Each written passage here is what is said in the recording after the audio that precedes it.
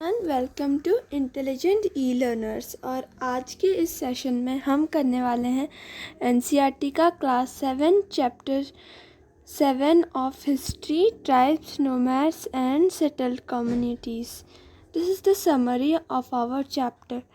During the medieval age, several social, economic, political developments took place। मतलब medieval age में बहुत सारे economical, social, political, economical ये सब डेवलप होने लगे।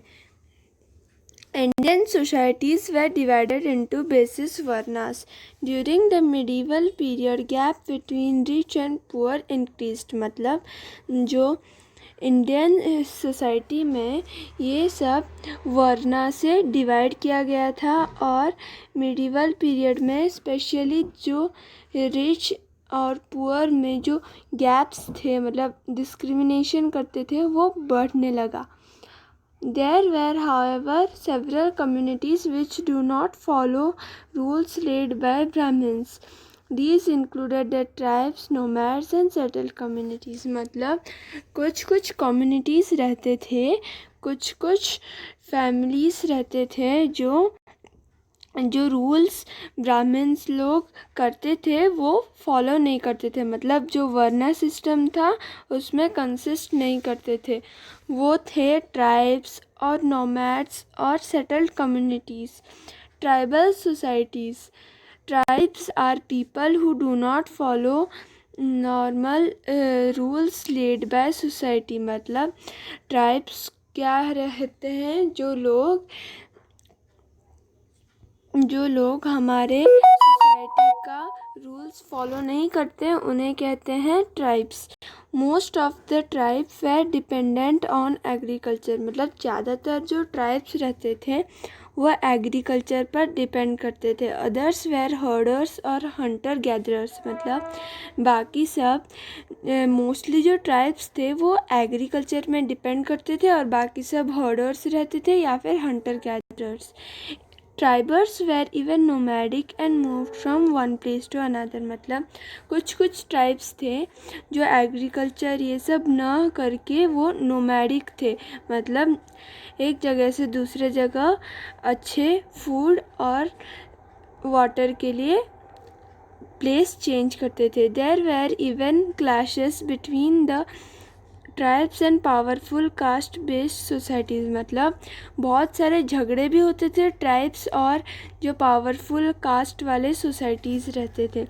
Contemporary historians and travellers from medieval India hardly give any information about the tribes. मतलब जो हिस्टोरियंस और ट्रैवलर्स थे वो ज़्यादातर ये जो ट्राइब्स थे उनके बारे में इंफॉर्मेशन नहीं देते थे।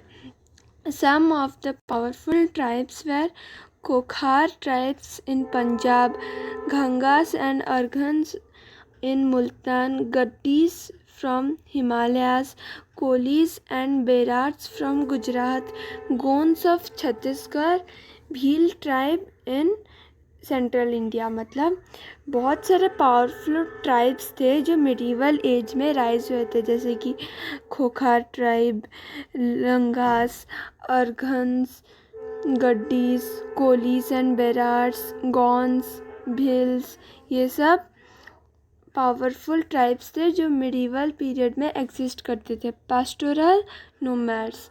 The pastoral nomads moved from one place to another with the herd of animals। मतलब जो pastoral nomads थे वो ज़्यादातर जो एनिमल्स के हर्ड्स रहते थे, मतलब एनिमल्स के जो ग्रुप्स रहते थे उनके साथ एक जगह से दूसरे जगह लिया करते थे। They survived on milk products and exchanged ghee, wool etc. with farmers for grain, utensil, cloth etcetera. मतलब जो पेस्टोरल नोमैड्स थे वो ज़्यादातर मिल्क प्रोडक्ट्स में सर्वाइव करते थे और मिल्क प्रोडक्ट से बना हुआ जैसे कि घी और एनिमल से बना हुआ ऊल ये सब बेचते थे। किसके बदले? Grains, clothes, utensils. मतलब जो उनके पास नहीं था। The most important trader nomads were Banjaras, मतलब सबसे इम्पॉर्टेंट ट्रेडर जो थे, ट्रेडर नोमैड्स, वो थे Banjaras. Their caravan was called tanda. Sultan Alauddin Khilji used Banjaras to move grain from city markets. मतलब जो मोस्ट इम्पॉर्टेंट ट्रेडर्स थे उस टाइम के वो थे बंजारास. वो ना उनका कैरावन मतलब उनके ग्रुप को टंडा कहते थे. और